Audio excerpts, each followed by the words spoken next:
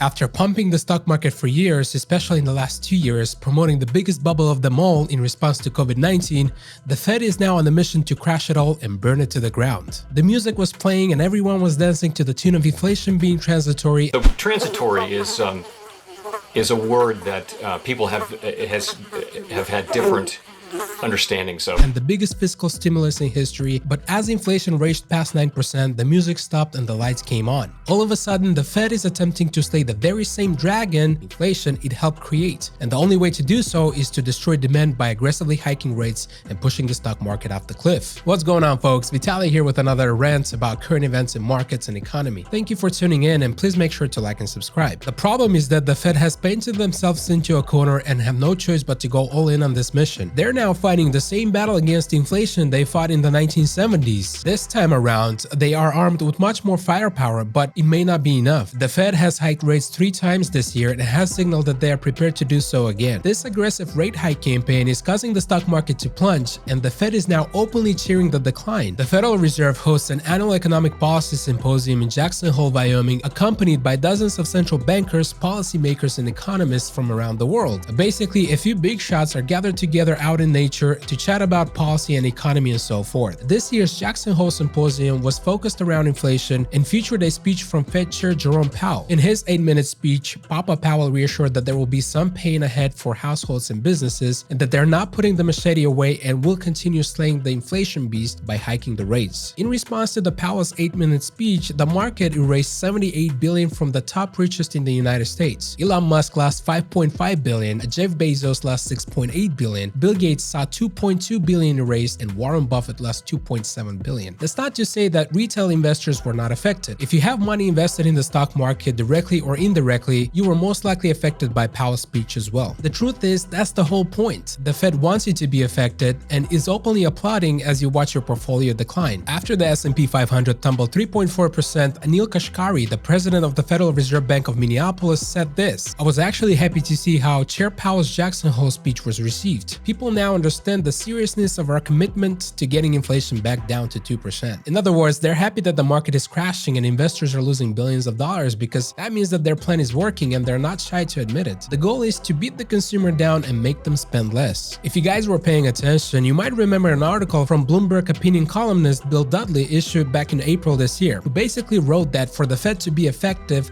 it will have to inflict more losses on stock and bond investors. Further in that article, Dudley made another great point, highlighting that many of the US households do hold significant amount of their wealth in equities, and when the stock prices go up, people tend to feel more wealthy and are willing to spend more rather than save. To give you a little perspective, 56% of American adults, or about 145 million people, own stock, holding an average of $40,000 worth of stocks. So when the stock market crashes and people see their portfolio going down in value, they're less likely to spend money. That's exactly what the Fed wants. They want you to feel pessimistic so you stop spending money and help them fight inflation. That's one way to get the consumer to stop spending money, but the real question is, how do you get politicians to stop spending? That's a concern the Fed is yet to figure out. In a recently released paper, Powell suggested that without constraints in fiscal spending, rate hikes will make the cost of debt more expensive and drive inflation expectations higher. Further in that paper, Powell also wrote that high levels of federal debt and continued spending increases from the government help feed the public perception that inflation will remain high. In other words, Powell is saying that politicians continue to dance even with the music off, and that confuses the public. Rate hikes won't bring inflation down as long as the government spending stays high. But that's not going to happen. With upcoming midterm elections, both political parties are using every tool at their disposal to win. They're not going to stop spending money. You may have heard this recently somewhere else, but I'll say it again, be prepared for a dark winter ahead, especially if you are invested in the markets. That's all I have for you today. Thank you for sticking around, and please make sure to show some love by liking and subscribing,